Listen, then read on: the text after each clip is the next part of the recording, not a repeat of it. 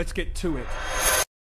Alright YouTube, what is going on? It's Mesa, back at it with some Destiny. So another piece came out of Game Informer, that's an opinion piece by Ben Reeves. It's called Opinion, the Taken King Fixes Destiny's 3 Biggest Problems. Now there's a few golden nuggets in here that I want to talk about, mainly more relating to what they say is problems 2 and 3, not particular 1. But I think we're all going crazy over these Game Informer articles is because Bungie was really transparent and open with Game Informer and let them in and just let them play, and then did all their interviews. So these guys got some really good time with the Taken King. Now, problem 1 he addresses is the story was a mess, and it's a little hard for me to relate to that because prior to Destiny, if you're new to my channel, I really never played co-op, PvE, or any type of campaign. I was one of those multiplayer drones and had to play any game that involved me killing someone on the other side of the TV set. But I can relate to it because there is so much story, and I know I've talked about this on Guardian Radio, as well as when I have dual commentators of Bife, is that there's so much rich story. Look at this lag here. There's so much story to the game, but it's all in the Grimoire or it's all in the card. I mean, I'm not gonna go and look them up on my phone or on the interwebs. I'd rather see it in game, learn it in game, and thankfully, with having more cutscenes, we'll be able to skip those if we want, but actually partake in things and get more of the story. Okay, in game, not have to go to your phone and not have to go to a third-party source to learn about things. I like that. So I'm going to read this verbatim. He says, the problem isn't Destiny's plot, it's the game's storytelling. Thankfully, the narrative of the Taken King is much easier to follow. An evil creature consumed by darkness has returned to our solar system seeking revenge for the death of his son. It is a much simpler narrative thread, and that's great because you can actually follow what's happening. The story even bleeds over into the gameplay, shaping story missions and helping create some memorable gameplay sequences.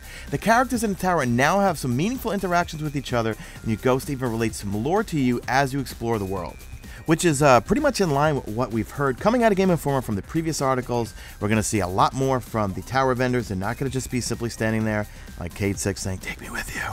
There's going to be a lot more interaction.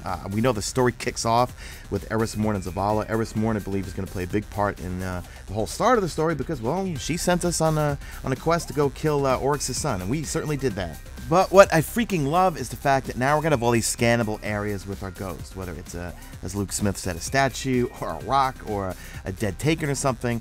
We could choose if we want to open up our ghost and learn something about it. And for me, man, I'm a sucker for patrol, okay? Even prior to the House of Wolves, where I think no one went on patrol except for me. I love patrol. I love free roam type stuff. And if it means we're going to have all these types of things all over the destinations we get to go to, I'm a total sucker for that. I'm going to want to explore everything and learn as much as I can about this story. Now, problem number 2 is Destiny's light system was confusing. I don't necessarily agree that it was confusing. It was quite simple.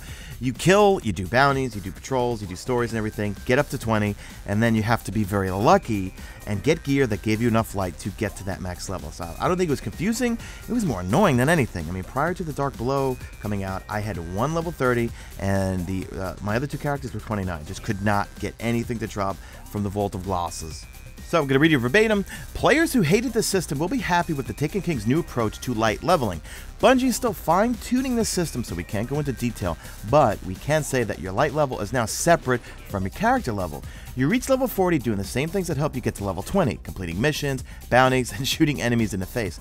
However, your light is still very important and is represented by a different number, which pulls together all the light-based gear you're wearing. Your light value is also a good mark of how strong you are, and will give you an idea of which strikes and other content you can confront, since each story mission will have a recommended light level. Now, that's where I get confused, okay? So it's quite streamlined, okay? You do things, you play the game, you get to level 40. But where does the whole light thing come in? I mean, if you're level 40 but don't have a certain amount of light, you're not going to do a certain amount of DPS, you're not going to have enough. I mean, is it going to go back to, okay, you hit rank 40, but is light going to determine like your overall defense and overall attacks? Is like attack, because when I went to E3 and we were playing with all those weapons, the weapons had light levels on them. Maybe that's how they do it. I don't know. You know what, guys? Help me out. Let me know in the comments section your thoughts, or if you guys heard anything through the grapevine. And problem 3 is he got tired of the loot grind, and I know many of us are. I have sometimes. I don't know. House of Wolves, I got to level 34 really fast. Crota Hard, I had all 3 level 32s really fast, but that was just pure effing luck. With getting enough gear. But let's go in. I'm just going to read this verbatim again.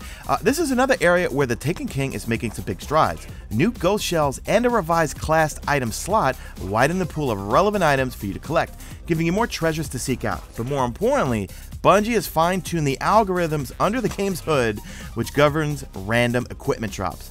Now you'll be more likely to receive armor and weapons that you actually care to collect.